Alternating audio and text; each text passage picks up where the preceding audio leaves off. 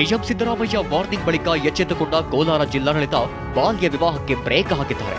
ಕೋಲಾರ ತಾಲೂಕಿನ ಮಾಧವ ಗುರ್ಜೇನಹಳ್ಳಿಯಲ್ಲಿ ಬಾಲ್ಯ ವಿವಾಹ ತಡೆ ಹಿಡಿದಿದ್ದಾರೆ.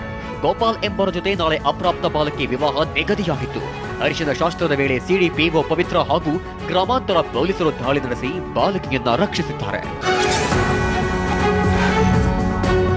ಅಯೋಧ್ಯೆಯಲ್ಲಿ ನಾಳೆ ಪ್ರಾಣ ಪ್ರತಿಷ್ಠಾಪನೆ ಕಾರ್ಯಕ್ರಮ ನಡೆಯಲಿದೆ. ಇತ್ತ ಮಂಗಳೂರಿನ ಸಂಘನಿಕೇತನದಲ್ಲಿ ಅಖಂಡ ರಾಮಾಯಣ ಪಾರಾಯಣ ನಡೆಯುತ್ತಿದೆ.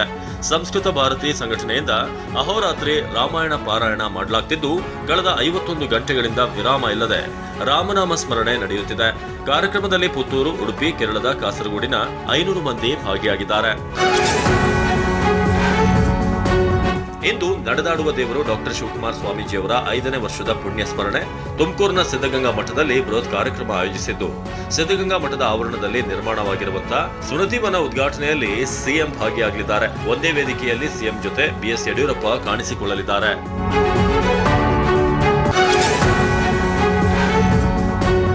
ಹನುಮನ ಜನ್ಮಸ್ಥಳ ಅಂಜನಾದ್ರಿ ಬೆಟ್ಟಕ್ಕೆ ಇಂದು ಕೇಂದ್ರ ಸಚಿವೆ ಶೋಭಾ ಕರಂದ್ಲಾಜೆ ಭೇಟಿ ನೀಡಲಿದ್ದಾರೆ. ಬೆಳಗ್ಗೆ 8 ಗಂಟೆಗೆ ಕೊಪ್ಪಳ ಜಿಲ್ಲೆಯ ಗಂಗಾವತಿ ತಾಲೂಕಿನಲ್ಲಿರುವಂತಹ ಅಂಜನಾದ್ರಿಗೆ ತೆರಳಲಿದ್ದು, ಬೆಟ್ಟದ 575 ಮೆಟ್ಟಿಲುಗಳನ್ನು ಹತ್ತಿ ಆಂಜನೇಯನ ದರ್ಶನ ಪಡೆಯಲಿದ್ದಾರೆ.